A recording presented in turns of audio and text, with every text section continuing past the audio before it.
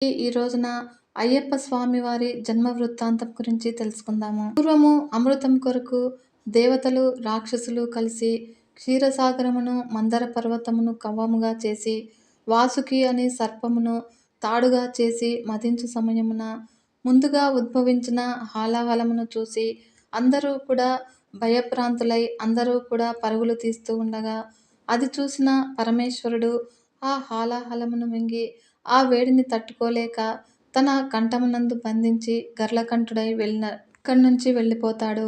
అయితే అందులకు ఎంతో సంతోషించిన దేవదానవులు మరలా క్షీరసాగరమును మదించగా అప్పుడు అమృత భాండము లభిస్తుంది. అయితే ఆ అమృతమును గూర్చి దేవదానవులు ఇద్దరు కూడా వాదులాడుకొనుచు ఉండగా ఆ వాదులాటే యుద్ధమునకు సిద్ధంగా ఉంటారు.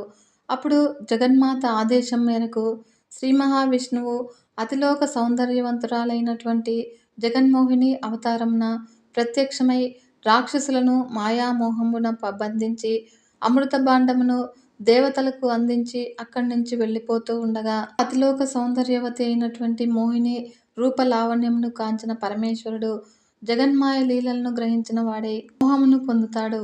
మోహిని గాఢంగా వయ్యారము ఒలకబోసి పరమేశ్వరుని చూసి మర్చి కవ్విస్తూ ఉంటుంది. అంతటా ఆ హరిహరుల ప్రణయానికి జాలువరిన శ్వేతబిందువుల కలయిక వలన నల్లని శరీర ఛాయతో ఉగ్రరూపధారి అయి ఉద్భవించిన కుమారుడు జన్మిస్తాడు. అది తెలుసుకున్న చతుర్ముఖుడు బ్రహ్మదేవుడు ఆ పసిబాలునికి హరిహరసుతుడు అని నామకరణం చేస్తాడు. అదే తల్లి అయిన మోహిని అవతారంలో ఉన్న శ్రీహరి తన కంఠమునందు ఉన్న మణిహారమును తీసి ఆ బాలుని మెడలో వేసి మణికంఠుడు అని మరియు తండ్రి అయినటువంటి పరమేశ్వరుడు సకల భూతాలపైన ఆధిపత్యమును ప్రసాదించి భూతనాథుడు అని పిలిచారు. ఆ శివకేశవుల తత్వమున ఉద్భవించిన హరిహరసుతుడు సర్వధర్మములను శాసించుచు ధర్మశాస్త్రగా ఖ్యాతి గడిస్తాడు. ఉండగా మహిషాసురుని అకృత్యాలకు భరించలేని దేవతలు జగన్మాతను శరణు వేడుకుంటారు. అప్పుడు ఆ తల్లి ఆశీర్వాదంతో శ్రీ లక్ష్మీ సరస్వతీదేవి పార్వతీదేవేరుల నుండి ఉద్భవించిన శక్తి స్వరూపిణి దుర్గాదేవి మహిషాసురుడనే రాక్షసుని సంహరిస్తుంది. తన సోదరుని మరణవార్త విని భరించలేని మహిషి ప్రతీకారము తీర్చుకొనుటకై ముల్లోకములను కూడా అల్లకల్లోలము చేయుటకు నిశ్చయించుకొని తనకు మరణము లేని వరమును పొందుటకు బ్రహ్మదేవుని గురించి ఘోరమైన తపస్సు చేస్తుంది. ఆ మహిషి తపస్సుకు మెచ్చిన బ్రహ్మదేవుడు ప్రత్యక్షమై నీ కోరికకును తెలియజేయమనగా అప్పుడు మహిషి తనకు చావులేని వరమును సాధించమని అడుగుతుంది. అయితే అందులకు బ్రహ్మదేవుడు నీ కోరిక సమంజసమైనది కాదు, అది ఆ హరిహరాదులకు కూడా సాధ్యం కాదని తిరస్కరించగా అయితే అప్పుడు మహిషి చింతించకుండా ఆ హరిహరులకు కూడా సాధ్యపడదు అని సెలవిచ్చినారు కాబట్టి వారిద్దరికీ జన్మించినటువంటి మానవుడు భూలోకంలో నాపై జయించినట్లుగా అడుగుతుంది. అయితే అందులకు సమ్మతించిన బ్రహ్మదేవుడు సరే అని వరమిస్తాడు. ఆ వరముతో ఆ మహిషి హరిహరులకు సంగమంతో బాలుడు జన్మించిన అయితే జన్మించినను కూడా భూలోకమునందు ఎలా జన్మిస్తాడు, అది ఎలా సాధ్యమవుతుంది, అయినను కూడా ఇద్దరు పురుషులకు శిశువు ఎలా పుడతాడు, అయినా నేను ఈ లోకమును వదిలి నేనెలా భూలోకమునకు వెళ్తాను అని అజ్ఞానముతో మహిషి ముల్లోకములను కూడా అల్లకొల్లోలం చేస్తూ ఉంటుంది. ఈ విధంగా మహిషి పెట్టిన బాధలు భరించలేని దేవతలు దేవేంద్రునితో కలిసి పరమేశ్వరుని వద్దకు వెళ్ళి వారి బాధలను చెప్పుకుంటారు. అయితే వారి మొరలు ఆలకించిన పరమేశ్వరుడు భూలోకమున ఉద్భవించమని భూతనాథునికి ఆజ్ఞాపిస్తాడు. ఈ విధంగా తండ్రి మాటలను శిరోధార్యంగా భావించిన భూతనాథుడు సమ్మతిస్తాడు. ఇంతలో మహిషి ఆగడాలను అరికట్టేందుకు మన్మధుని ప్రయోగించి మన్మథ బాణాలను వదిలి మహిషిని మోహపరవశము చేస్తాడు. అలానే దత్తాత్రేయుడు కూడా మగ మహిషముగా మారి కామవంచలకు లోబడ్డ మహిషిని లోబరచి భూలోకమునందున్న అలుదా నదీ తీరమునకు తీసుకుపోయి కామకేలి విలాసముతో మైమర్పిస్తూ ఉంటాడు. కేరళ దేశమునందు పందల రాజ్యమును పరిపాలించు రాజశేఖర పాండ్యుడు అనే రాజు ఉండేవాడు. అతడు పరమ శివభక్తుడు. అయితే ఆయన భార్య సాధ్వీమణి కూడా శ్రీ మహావిష్ణువు భక్తురాలు. అయినా కూడా వారికి చాలా కాలం వరకు సంతానం కలగలేదు. అందుకోసము ఆ దంపతులు నిరాశ చెందకుండా ఎన్నో నోములు, వ్రతములు మరియు పూజలు జరిపించిన సంతానము కలగలేదని బాధపడక భగవంతుని పూజలు మాత్రము మానలేదు. ఒక రోజున రాజశేఖర పాండ్యుడు పంబా నదీ తీర అడవి ప్రాంతంలోని క్రూర మృగంలా బాధపడలేక తన పరివారమును వెంటబెట్టుకుని వేటకు వెళ్ళాడు. అంతలో పంపా నదీ తీరమున సర్పము పవళించుచి ఏడుస్తూ ఉన్న బాలుని గాంచినంతనే అబ్బురపడి ఆనందముగా ఆ బాలుని ఎత్తుకొని ఈయన భగవంతుని వరప్రసాదముగా భావించి ఆ బాలుని తీసుకువచ్చి మహారాణికి అందిస్తాడు. ఆమె కూడా ఎంతో మహదానందంగా ఆ బాలుని ఎత్తుకొని అక్కున చేర్చుకొని ఆనంద పరవశురాలైంది. ఆ బాలుని కంఠమున విహారము దివ్యకాంతులు వెదజల్లుతూ ఉన్న ఆ బాలుని మణికంఠుడు అని నామకరణం చేసి ఆ దంపతులు అల్లారు ముద్దుగా పెంచుకొనుచూ ఉన్నారు.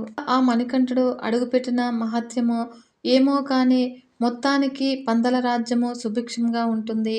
అంతనే కాక పందల రాణి కూడా గర్భము దాల్చి ఒక కుమారుని ప్రసవిస్తుంది. అలా వారి ఆనందములకు అవధులు లేకుండా ఉంటాయి. అయితే మణికంఠునికి 5వ ఏట రాగానే అక్షరాభ్యాసం గావించి విద్యాభ్యాసమునకు గురుకుల ఆశ్రమమునకు పంపిస్తారు. మణికంఠుడు అనతి కాలంలోనే సకల విద్యలు అభ్యసించి సకల శాస్త్ర పారంగతుడై గురుదక్షిణగా గురుపుత్రునికి మాటలు మరియు దృష్టిని ప్రసాదిస్తాడు. ఇంతలో ప్రజలను భయభ్రాంతులు చేస్తూ ఉన్నటువంటి వారును ఇటువంటి బందిపోటు దొంగను ఎదుర్కొని అతనిని మణికంఠుడు ఓడించి తన భక్తునిగా మార్చి స్నేహితుడుగా చేసుకుంటాడు. ఈ విధంగా మణికంఠుడు దినదిన ప్రవర్ధమానమై దివ్యకాంతులు వెదజల్లుతూ ఉన్న మణికంఠుని చూసి ఓర్వలేని మహామంత్రి సింహాసనము తనే అధిష్ఠించినేమోనని అనుకుని ఎలాగైనా సరే తనని రప్పించాలని అనేక పన్నాగాలు పన్నుతాడు.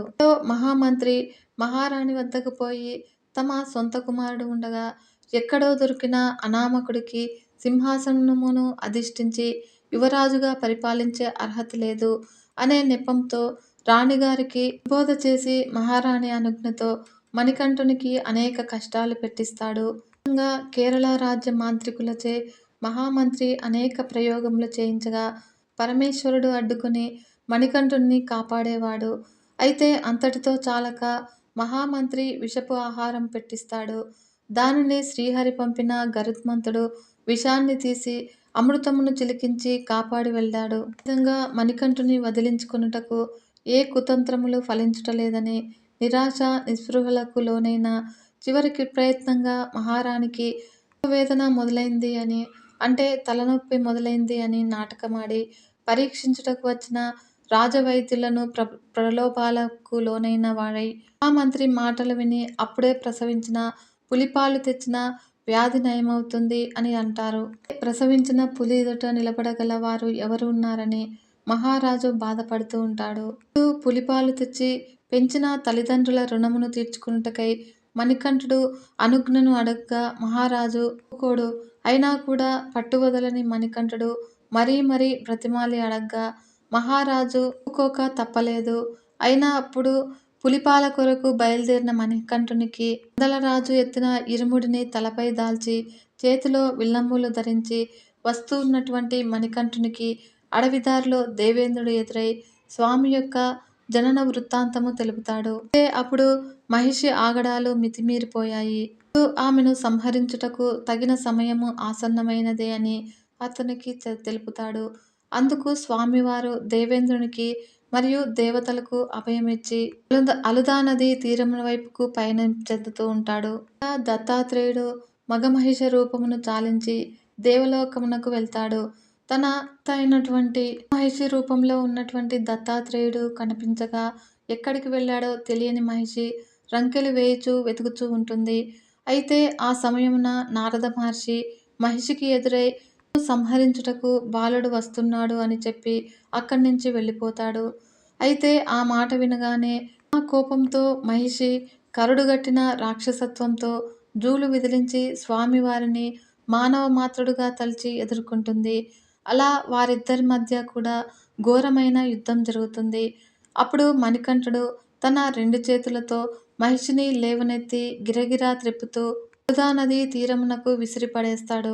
మహిషిలో నుండి శాప విమోచనమును పొందిన లీలావతి ప్రత్యక్షమై స్వామివారిని వివాహం చేసుకోమని ప్రార్థిస్తుంది. అయితే అందుకు స్వామివారు సమ్మతించక, "ఈ జన్మలో నేను నిత్య బ్రహ్మచారినై, సకల మానవాళికి కూడా రక్షకుడనై ఉంటాను. కాబట్టి నేను నిన్ను వివాహం చేసుకోలేను" అని మణికంఠుడు చెప్పగా, అప్పుడు లీలావతి స్వామి వద్దకు పోయి, "మీకోసమై పరితపించిన నా సంగతి ఏమిటి స్వామి" అని అడగ్గా, అప్పుడు మణికంఠుడు ఆమె వద్దకు పోయి, "దేవి, నీవు కూడా నా పక్కనే మాళిగా పురోత్తమగా వెలుగొంది నాతో పాటు నీవు కూడా పూజలందుకొని నా దీక్షభూని వచ్చిన స్వాములను బాధించక కాపాడి ఉండుమని సెలవిస్తాడు." అప్పుడు మంజుమాతాదేవి స్వామివారితో, "మన వివాహము సంగతి చెప్పండి" అని అడగ్గా, దేవి మొదటి మాల ధరించి కన్యస్వామిగా 41 రోజులు దీక్షభూని ఇరుముడి తలపై దాల్చి నా సన్నిధికి రాబో. స్వాములు రారో అప్పుడు మనము వివాహం చేసుకుందామని స్వామివారు మంజుమాతకు మాటిస్తారు. ఆ మహిషంహారము జరిగినందుకు ఆనందంతో దేవతలు ఉండగా, దేవేంద్రుడు స్వామివారి వద్దకు వెళ్ళి, "స్వామి, మీరు మీ తల్లిగారికి కావలసిన పులిపాల కొరకు వచ్చిన సంగతి మరిచిపోయారు" అని గుర్తు చేసి, ఇంద్రుడే పులిగా మారి స్వామివారికి తనపై కూర్చుండబెట్టుకొని, దేవతలందరూ కూడా పులిపిల్లలుగా మారి వెంటరాగా స్వామివారు పందల రాజ్యం చేరుతారు. ఇంకా ప్రజలందరూ కూడా భయభ్రాంతులై ఉండగా, పందలరాజు ఎదురు వచ్చి ఆనందంతో మణికంఠుని కౌగిలించుకొని, "నాయనా మణికంఠ, నీవు సామాన్యుడవు కాదు, దైవాంశ సంభూతుడివి. మా తప్పులు మన్నించి మహారాణి మహామంత్రితో కలిసి చేసిన కుతంత్రములను మన్నించి రాజ్యభారమును స్వీకరించమని ప్రార్థిస్తాడు. అయితే అందుకు మణికంఠుడు అంగీకరించగా, "నాకు అవసరం లేదు స్వామి. నా రాజ్యభారము తమ్ముడు రాజరాజనందుడికి ఇవ్వండి. నా అవతారము పరిసమాప్తి అవుతుంది. మీ అనుమతి కొరకు వచ్చితిని గాని" అనగానే మహారాజు, మహారాణి మరియు ప్రజలంతా కూడా శోకసంద్రంలో మునిగిపోయారు. అంతటా పందలరాజు, "అయ్యా, నీ పట్టాభిషేకము కోసం చేసిన ఆభరణములైనా స్వీకరించమనగా" మహారాణి, "అప్పా, మా తప్పులు మన్నించి మా వద్దనే ఉండమని" అర్థించగా, వారి ఆవేదన గమనించిన మణికంఠుడు వారి అభీష్టం మన్నించి, "తల్లిదండ్రులైన మీరు చాలా చక్కగా నన్ను ఆదరించి అయ్యా, అప్ప అని పిలిచి కన్న కొడుకుగా చూసుకున్నందుకు అయ్యప్పగా అందరితో పిలుచుకుంటూ నేను ఒక బాణం సంధిస్తాను. అది ఏ స్థలంలో లభిస్తుందో ఆ చోట నా కొరకు ఆలయమును నిర్మించండి. అలా ఆ ఆలయంనకు ముందు 18 లకు సంకేతంగా మెట్లతో నిర్మించినచో ప్రతి మకర సంక్రాంతి పర్వదినాన మకర నక్షత్ర జ్యోతి రూపంతో మీతో పాటు నా భక్తులకు దర్శనమిస్తాను. ఆ సమయమున మీరు నా కోసమై చేయించిన ఆభరణములు నియమనిష్ఠాగరిష్ఠులై తీసుకుని వచ్చి 8 మెట్లు దాటి నా సన్నిధిలోనున్న నన్ను అలంకరించి నన్ను దర్శించిన వారికి ఆయురారోగ్య అష్టైశ్వర్య ప్రదాతనై వారికి జీవన్ముక్తిని ఇవ్వగలనని సెలవిచ్చారు. ఆ స్వామివారు చెప్పిన విధంగా భక్త శబరికి మోక్షమిచ్చుటకు పంబానదీ తీరాన శబరి తల్లి తపస్సు చేసిన స్థలం ఎంచుకొని ఆ స్థలానికి శబరిమలై అని పిలుచుకుంటూ అదే చోట ఆలయంనకు ముందర 18 మెట్లతో పందలరాజు రాజశేఖర పాండ్యుడు ఆలయాన్ని నిర్మించారు. ఆనాటి నుంచి నేటి వరకు కూడా ప్రతి మకర సంక్రాంతి దినమున సాయంకాలము సమయమున జ్యోతి స్వరూపంగా స్వామివారు దర్శనమిచ్చి కలియుగ ప్రత్యక్ష దైవమై విరాజిల్లుతూ ఉన్నాడు అయ్యప్ప స్వామి. ఆ అయ్యప్ప స్వామి ధర్మ ప్రవర్తన, ధర్మనిష్ట లోకానికి ఆశ్చర్యాన్ని కలిగించింది.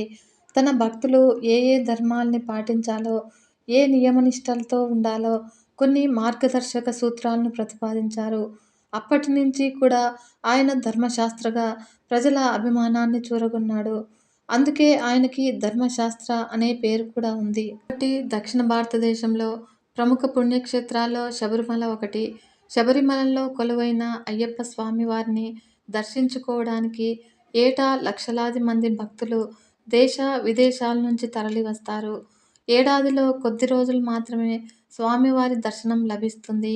అయ్యప్పను హరిహరసుతుడు అని, ధర్మశాస్త్ర అని, మణికంఠుడు అని కూడా పిలుస్తారు. అయ్య అనగా విష్ణు స్వరూపము, అప్ప అనగా శివుడి స్వరూపము అని పేర్ల సంగమంతో అయ్యప్ప అనే నామం పుట్టింది. ఆ స్వామి లోక కళ్యాణం కోసము నిరంతరము భక్తుల ప్రతి కోరికను కూడా తీరుస్తూ భక్తుల పాలిట కొంగు బంగారంలా ప్రసిద్ధి చెందారు. శ్రీ అయ్యప్ప స్వామివారు మాల ధరించిన భక్తులు ప్రత్యేకమైన దీక్షలు చేపట్టి స్వామివారి పూజలు చేస్తారని, అనంతరము దీక్ష విరమణకు శబరిమలైకి వెళ్లి స్వామివారిని భక్తులు దర్శించుకుంటారు అన్నారు. చిన్న పెద్ద తేడా లేకుండా ప్రతి ఒక్కరూ కూడా అయ్యప్ప మాల దీక్షను చేపట్టారు. ఆ దీక్ష చేపట్టడం ద్వారా మనలోని అజ్ఞానాన్ని స్వామివారు తొలగించి జ్ఞానాన్ని ప్రసాదిస్తారు. లక్షల మంది భక్తులు స్వామివారిని దర్శించుకుని తమ అజ్ఞానాన్ని తొలగించుకుని స్వామివారి కృపకు పాత్రులవుతూ ఉన్నారు. అలాగే అయ్యప్ప దీక్ష చేపట్టడం ద్వారా ఆరోగ్యమే మహాభాగ్యము అనే సూత్రం సైతము దీక్షలో ఉన్నటువంటి భక్తులకు కలుగుతుంది. ఇలా ఎన్నో విషయాలు, నియమాలు కలిగిన అయ్యప్ప స్వామి దీక్షను భక్తులు ప్రతి ఏడాది కూడా స్వీకరిస్తారు. అయితే అయ్యప్ప మాలను ఎందుకు వేసుకుంటారు? మరియు దీక్షలో నల్లని దుస్తులు ఎందుకు ధరిస్తారో ఇప్పుడు తెలుసుకుందాము. యాదగిరిలో శివకేశవుల కుమారుడు శ్రీ మణికంఠుని అయ్యప్ప మాల ధరించి దర్శించుకుంటారు. 41 రోజుల పాటు కఠినమైన నియమనిష్టలు, భక్తి శ్రద్ధలతో అయ్యప్ప స్వామి దీక్షను కొనసాగిస్తారు. అయితే దీక్షలో భాగంగా కటిక నేల మీద పడుకోవడము, 41 రోజుల పాటు చల్లని నీళ్లతో స్నానము, పాదరక్షలు వేసుకోకపోవడము మరియు నల్లని దుస్తులను మాత్రమే ధరించడము, ఏకభుక్తం వంటి కఠిన నిబంధనలను పాటిస్తారు. అయితే ఇలా అయ్యప్ప మాలను ఎందుకు వేసుకుంటారు? మణికంఠుడి మాలను ధరిస్తే కలిగే ప్రయోజనాలేంటి? మాల వేసిన వారిని స్వామి అని ఎందుకు పిలుస్తారు అనే విషయాల గురించి ఇప్పుడు తెలుసుకుందాము. అయ్యప్ప స్వామి వారి దీక్షను మణిమాలతో ప్రారంభిస్తారు. ఈ దీక్షను మండల కాలము అంటే 41 రోజుల పాటు కొనసాగిస్తారు. ఈ దీక్షలో ఉండేవారు రుద్రాక్ష, తులసి, చందనము, స్ఫటికము, పగడాలు, తామర పూసలు మాలలు ధరిస్తారు. ఇవి శారీరక, మానసిక ఆరోగ్యాన్నిస్తాయి. ఈ మండల కాలంలో ఏదైనా దీక్ష చేపడితే అదంతా కూడా మిగిలిన జీవితానికి ఆదర్శంగా ఉంటుంది. కాబట్టి శబరిమలలోని 18 మెట్లను ఎక్కి మణికంఠ స్వామివారిని దర్శించుకోవడము ఈ దీక్ష ముగుస్తుంది. ఈ కాలంలో ఎలాంటి హంగు ఆర్భాటాలు లేకుండా సామాన్యమైన జీవనం గడపడము అలవడుతుంది. అయ్యప్ప స్వామి వారి దీక్షలో ఉండేవారంతా కూడా నల్లని దుస్తులను ధరిస్తారు. ఎందుకంటే శనిదేవుడికి నల్లని రంగు అంటే ఎక్కువ ఇష్టము.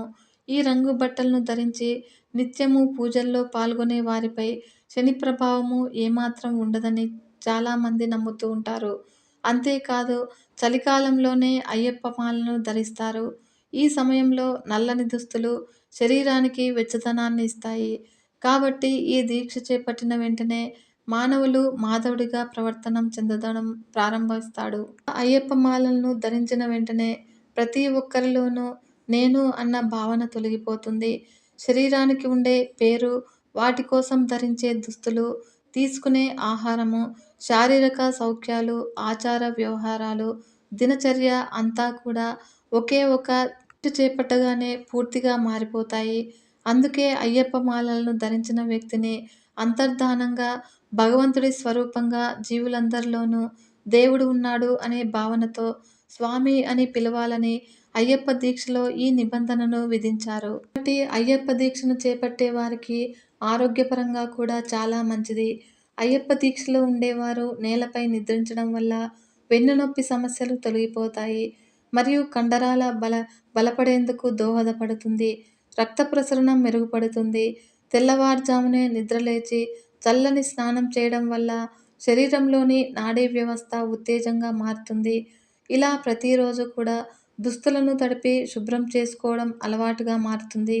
ఇలా క్రమం తప్పకుండా స్వామివారి పూజలో పాల్గొనడం వల్ల అంగజీవనానికి బాటలు వేస్తుంది. దీపారాధన చేయడం వల్ల ఆధ్యాత్మికతపై ఆసక్తి పెరుగుతుంది మరియు శాకాహారమే తీసుకోవడం వల్ల ఆరోగ్యపరంగా కూడా ప్రయోజనకరంగా ఉంటుంది. శబరిమలలో అయ్యప్ప స్వామిని దర్శించుకోవడానికి భక్తులు 41 రోజుల పాటు మాలను ధరించి ఇరుముడి కట్టించుకొని వెళ్తారు. గురుస్వామి ద్వారా మాలను ధరించిన భక్తులు కఠిన నియమాలతో 41 రోజుల పాటు దీక్ష చేస్తారు. అయితే దీక్షలో నల్లని వస్త్రాలు ధరించడము తొలి నియమము. నల్లటి వస్త్రాలు ధరించడము అనే నియమము వెనుక శాస్త్రీయ, ఆధ్యాత్మిక విషయాలు ఉన్నాయి. అయితే శాస్త్రీయంగా చూసుకుంటే శీతాకాలంలో నలుపు రంగు వస్త్రాలు ధరించడం వల్ల శరీరానికి ఉష్ణ ప్రసరణ అందుతుంది మరియు రక్త ప్రసరణ కూడా వేగంగా జరుగుతుంది. అయితే ఆధ్యాత్మికంగాను నలుపు వస్త్రాలు తప్పనిసరిగా ధరించడానికి ఒక కారణం ఉంది. శనిదేవునికి అయ్యప్పకు మధ్య జరిగిన ఒక ఒప్పందం ప్రకారము శనికి ప్రీతికరమైన నలుపు వస్త్రాలు తప్పనిసరిగా ధరించాలి. కలియుగానికి అధిపతి శనీశ్వరుడు. శని ప్రభావానికి గురైతే రాజు, పేద అనే తేడా ఉండదు. కాబట్టి జనులను పట్టి పీడిస్తూ ఉన్న శనిదేవుని ఒకరోజు అయ్యప్ప స్వామి ఇలా అడిగారు. జనులను ఎందుకు 7 ఏళ్లు పీడిస్తున్నావు అని అంటే, అది తన ధర్మం అని బదులిచ్చాడు. ప్రజలను పీడించడం కూడా ధర్మమేనా అని స్వామివారు అడిగితే, త్రిమూర్తులు సృష్టి, స్థితి, లయకారులు. అది వారి ధర్మము. జీవుల ప్రాణాలు తీయడము యముడి ధర్మము. మరియు త్రిమూర్తుల ఆదేశాలతోనే ప్రపంచంలో ఎవరి ధర్మాన్ని వారు నిర్వర్తిస్తూ ఉన్నారని శనిదేవుడు పేర్కొన్నారు. అయ్యప్ప స్వామి నీ ధర్మాన్ని నిర్వర్తించకపోతే ఏం జరుగుతుంది అని అంటే, సృష్టి ధర్మము తలకిందులవుతుందని అన్నారు. దీనికి స్వామివారు సృష్టి ధర్మము పరపీడనం కాకూడదు. ప్రజల సుఖ సంతోషాలకు, ఆనందోత్సాహాలకు సృష్టి ఏర్పడింది. కాబట్టి నరుల తమ పూర్వజన్మల పాపాల కారణంగా విధాత వారి తలరాత రాస్తున్నాడు కాబట్టి అనుభవించక తప్పదని శనీశ్వరుడు అన్నాడు. ఈ కారణంగా 7 ఏళ్లలో అనుభవించే కష్టాలన్నీ కూడా తన భక్తులు సంవత్సరానికి మండల కాలంలో అంటే 41 రోజులు అనుభవిస్తారని అయ్యప్ప పేర్కొన్నారు. అలా ఉభయ సంధ్యలలో చన్నీటి స్నానాలు ఆచరించి, నీకిష్టమైనటువంటి నల్లని వస్త్రాలు ధరించి, నఖకేశ సంస్కారాలు మాని, పాదరక్షలు విడిచి సాత్వికాహారం భుజిస్తారు. అలా తమ స్వీయ ఉనికిని కోల్పోయి స్వాములుగా పిలువబడి కఠిన బ్రహ్మచర్యం పాటించి 41 రోజులు దీక్ష చేస్తారు. అడవిలో వెంబడి పాదచారులై తమ దర్శనానికి వచ్చే భక్తులను జీవితంలో ఎప్పుడూ కూడా పట్టి పీడించరాదని, శుభయోగం కలిగించాలని అయ్యప్ప స్వామివారు ఆదేశించారట. అలా అయ్యప్పకు ఇచ్చిన మాట ప్రకారము శనీశ్వరుడు ఆయన భక్తులను ఎప్పుడూ కూడా పట్టి పీడించడని ప్రతీతి. అందుకే దీక్షలో నల్లని వస్త్రాలు ధరించడము ఒక నియమంగా ఉంటుంది. కదా ఫ్రెండ్స్, అయ్యప్ప స్వామి వారి ఆశీస్సులు మనందరిపైన ఉండాలని కోరుకుంటున్నాను. ఈ వీడియో మీకు నచ్చినట్లయితే ఒక చిన్న లైక్ చేసి మన ఛానల్ని ఇంతవరకు సబ్స్క్రైబ్ చేసుకోకుంటే సబ్స్క్రైబ్ చేసుకుని సపోర్ట్ ఇవ్వండి ఫ్రెండ్స్. మరొక మంచి వీడియోతో మీ ముందుకు వస్తాను. అంతవరకు సెలవు. నమస్కారం.